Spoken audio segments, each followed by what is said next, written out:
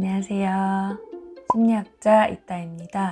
오늘은 비대면 상담에 대해서 조금 얘기를 해보려고 하는데요. 저는 비대면 상담을 꽤 오래전부터 했었는데 몇 년 사이에 비대면 상담의 수요가 굉장히 많이 늘었어요. 아무래도 이제 코로나가 되면서 대면하는 거에 불편감을 느끼시는 분들도 계실 거고, 저는 이제 그걸 넘어서 뭐라 그래야 될까? 비대면으로 소통하는 데 굉장히 익숙해진 사회가 됐다.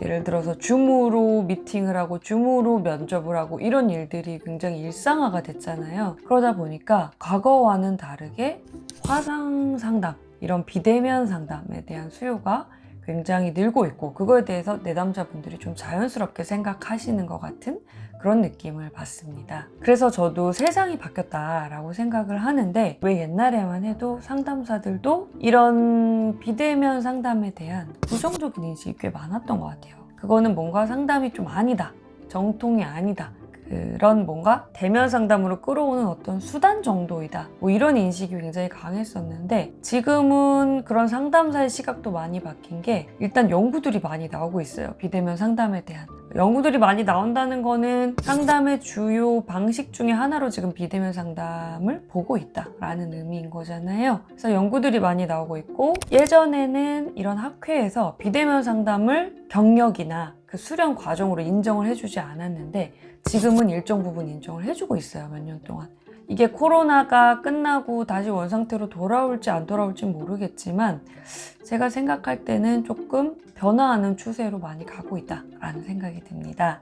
그래서 저도 지금 제가 이제 상담을 하는 총 만나는 내담자분들 수를 따져봤을 때 한 30% 정도는 비대면으로 만나고 계시는 분들이시거든요. 먼저 비대면 상담에 관한 오해를 조금 얘기를 해드리자면, 첫 번째가 비대면 상담은 장기 상담이 어려울 것이다 라는 이제 오해가 있다라고 생각을 하는데, 제가 비대면 상담으로 1년, 2년 뵙고 계시는 분들도 꽤 많거든요. 그래서 비대면 상담은 단기 상담만 가능해 라는 마음을 가지고 들어가면 단기 세션이 되는 거고, 장기적으로 계속 가볼 수 있어 라는 마음으로 들어가신다면, 내담자도 그런 마음이시고 상담자도 그런 마음이라면 충분히 장기 상담도 가능하다 라고 생각을 합니다. 두 번째 오해는요, 비대면 상담을 하면 역동이 일어나지 않을 것이다 라고 이제 생각을 하실 수가 있는데, 일단은 대면보다는 당연히 적을 수가 있는 게, 대면에서는 실제로 그 에너지가 서로 느껴지잖아요. 바로 내 앞에 내담자분이 계시고 상담사가 있고 서로 대화를 하면서 이야기를 나눈 거기 때문에 그 역동을 따라갈 수는 없겠지만, 그렇다고 역동이 아예 안 일어나는 게 아니라 내담자가 굉장히 다양한 감정들을 느끼게 됩니다. 화면을 뚫고 나오는 역동, 저는 되게 많이 경험을 해봤거든요. 비대면 상담을 하면서 내담자랑 막 감정이 막 느껴지기도 하고, 막 감정이 이렇게 올라오기도 하고, 그런 것들을 나누기도 하고, 그런 것을 많이 경험해봤기 때문에 역동이 일어난다 라고 얘기를 드리고요. 좀 구체적으로 비대면 상담의 장점, 단점을 제가 좀 생각을 해봤는데, 일단 첫 번째로 제가 느낀 장점은 좀 더 차분하게 탐색이 가능하다는 점이에요. 사실 이게 장점이자 단점이 될 수가 있는데, 아무래도 직접 서로 마주하면서 그러면 그 서로 전달되는 에너지가 상당하거든요. 그러니까 언어적인 표현뿐만 아니라 눈, 코, 입, 몸에서 느껴지는 제스처나 긴장, 표정, 말투, 그러니까 모든 게 이제 다 전달이 되는데, 어느 정도는 비대면에서 그게 제한되는 부분이 있어요. 그러다 보니까 조금 더 차분해진다 그래야 될까요? 상담사랑 내담자가. 그래서 어찌 보면 조금 더 자신한테 몰입해서 이렇게 천천히 자기의 내면을 들여다보고 얘기를 진행할 수 있는 부분이 있다라고 생각을 하고, 저 역시도 조금 더 차분해지면서 그 내담자의 얘기들을 조금 잘 정리해보고 연결시켜보고, 그렇게 이제 대화가 가능하다라는 장점이 있습니다. 두 번째는, 이건 이제 코로나로 인한 장점인데요. 대면 상담의 굉장히 장점인 비언어적 의사소통을 많이 관찰할 수 있다 라는 부분에 사실 코로나 시대에 제약이 있어요. 얼굴에 이제 3분의 2를 가리잖아요. 그래서 눈만 보이게 되거든요. 사실 여간 답답한 게 아닙니다. 그런데 비대면에서는 오히려 이제 그 얼굴의 모든 표현들을 우리가 볼 수 있다라는 장점이 있습니다. 그리고 세 번째로는 아무래도 대면 상담보다는 시간 선택의 폭이나 여러 가지 제약이 줄어드는 것 같아요. 상담을 할 때.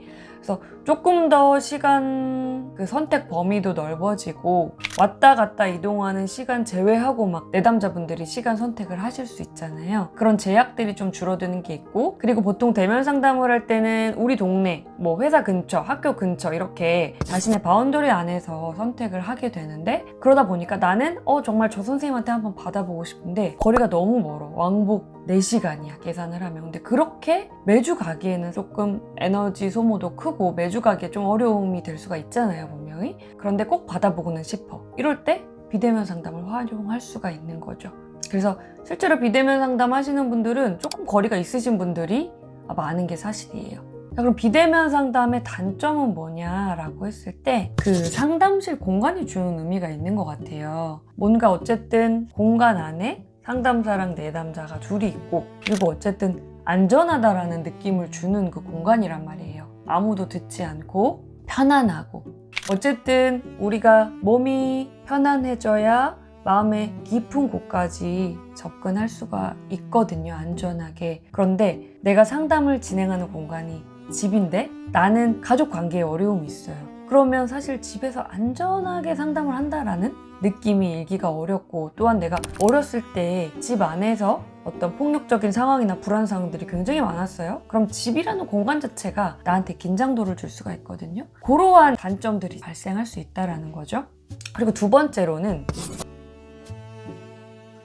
상담은 보통 일주일에 50분씩 진행이 되게 되는데, 사실 그 시간은 굉장히 짧고 나머지 6일 그리고 23시간 10분 동안 내담자가 해야 될 일들이 훨씬 더 중요하고 많은 일들이 그 사이에 일어나게 되는데, 그 상담을 오고 가면서 내담자가 또 그런 것들을 돌아보면서 정리하는 시간들이 있단 말이죠. 그리고 상담을 가려고 이렇게 준비하고 버스를 타고 오면서 내가 일주일 동안 어땠고 내 마음이 어땠고 상담에서는 이런 말들을 좀 하고 싶다, 이런 그 모든 과정이 상담에 굉장히 중요한 과정들이 사실은 되거든요. 근데 이제 그런 부분들이 없이 헐레벌떡 들어간다거나 그런 분리들이 좀 없다는 거, 그런 것들이 이제 단점이 될 수가 있을 것 같아요. 이런 단점을 이제 보완하고 싶다면 상담이 끝나고 상담한 내용들을 이렇게 정리해 보기도 하고, 상담 시작하기 30분 전에는 차를 마시면서 혼자 생각하는 시간을 갖고, 이런 식으로 세팅을 하신다면 그 비대면 상담의 단점을 보완할 수도 있겠다, 이런 생각이 지금 드네요.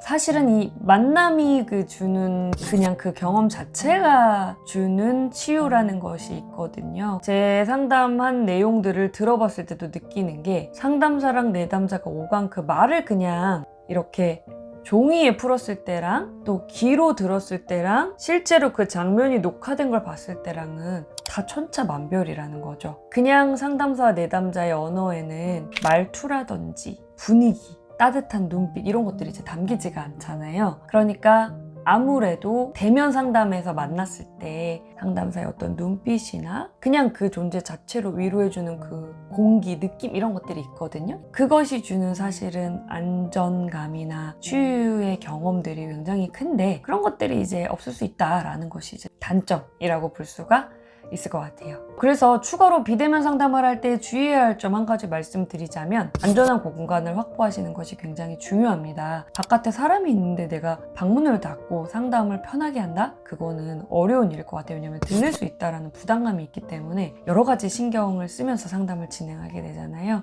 그러니까 좀 나 혼자 사용할 수 있는 그런 공간을 확보해 놓으시는 게 중요하고요. 보통 내담자들은 집에 아무도 없을 때 집안에서 하시거나 스터디룸을 빌리신다거나 이런 식으로 상담을 진행을 하시더라고요. 그래서 저 같은 경우는 비대면 상담을 어떻게 활용을 하냐면, 보통 비대면 상담만 하시는 분들도 많지만 비대면 상담을 주로 하시더라도 중간에 대면을 섞는 방식을 주로 많이 사용하고자 하는 것 같아요. 어떤 제한이 없다면 내방 하셔서 그때 이제 우리가 비대면 상담에서 놓쳤던 것들 만나면서 또 얘기하고 이제 과정들을 좀 섞어서 보완을 하는 방식으로 상담을 진행하려고 하고요. 아니면 1년 동안 상담을 쭉 진행을 하셨어요. 그리고 종결을 했어요. 그런데 그 후에도 우리가 살다 보면 여러 가지 어려움들이 발생할 수가 있고, 그럴 때 내가 혼자 다뤄나가기 어렵다고 느껴지는 지점들이 다시 올 수 있어요.